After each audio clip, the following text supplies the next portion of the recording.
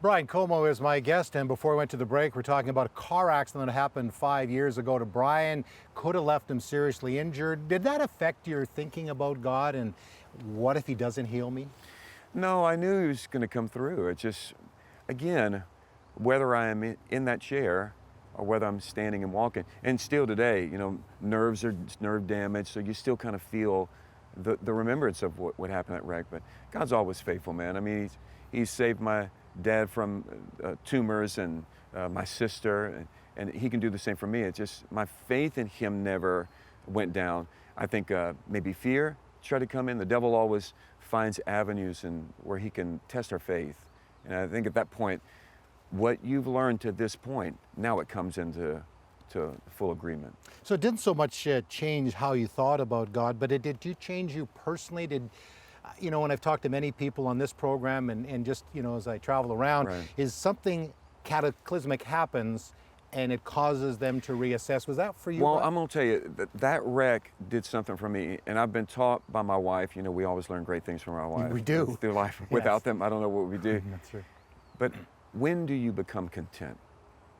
And at that point in life, I'd come from being here at KOT, Kennedy Road Tabernacle, 17 years ago, worship pastor back home. I think the reason me going home was the salvation of my father. But I was restless. I'm a musician, a singer, and you go from one big church to another big church, and it never ends. Louisiana, that wreck, it just really stopped me to say, why are you here? What's the purpose? And my dad being saved, once we got there, was, the greatest joy I ever had. Yet it stopped me.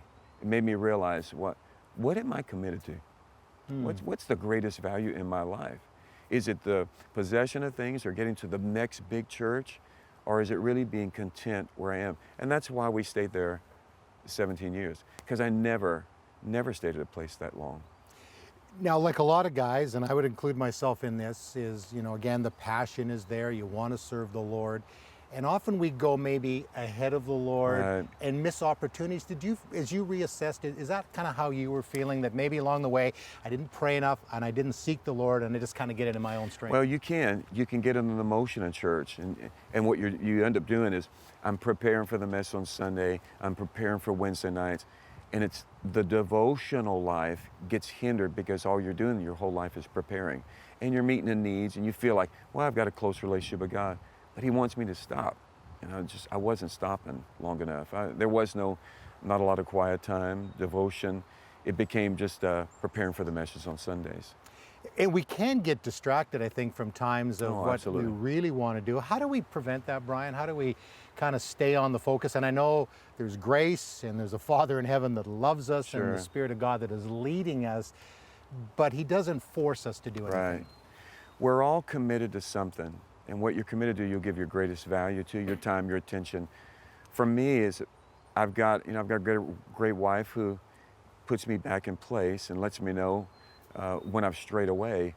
But I think it's just conscious effort. I'm committing myself. Like, Lord, I commit myself to you. You're above everything, over anything. And I think that's the biggest part for me as a believer. What would you say to those that are watching us today, people across Canada and actually over the internet all around the world, Absolutely. that love Jesus, had a bad church experience or bad ministry experience, and they think it's kind of over for them? Right. None of us ever go into retirement. Our call will never leave your life. I think that's the big thing in church, is how many people pursue that call of life. You may feel lonely, but you're never alone. You may feel like you're abandoned. God's always there. You may feel like, man, this is going to change my life forever. And that change may be actually what's needed. We all go through seasons and experiences, but it's to grow me up. It's to build. God never leaves. He never forsakes us. He's always walking. We know those verses. Yep. It's in the back of our hand. But do we trust Him and believe Him? And if you're going through that dark season of your life, He's right there with you. They may not be with you.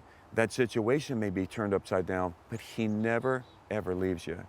It's not easy, though, is it, to try to pull yourself back into it. But the Lord is there to help us. Absolutely, right. Well, Brian Comeaux, thank you very much. Glad you've come back to I Canada. know, man. Beautiful weather. Yeah, we No certainly. humidity. Yeah, well, you come and see us in Alberta. Absolutely. And we'll show you what some cold weather looks like. I know, man. Okay, well, thank you very much. And you know, if you're wondering today about what it is to follow Jesus, we always have people standing by on our prayer lines, 1-866-273-4444. Wonderful people always standing by. If you're exploring what it is to follow Jesus, give us a call. Again, thank you, Brian Comeaux, and we'll be back with more of 100 Huntley Street right after this.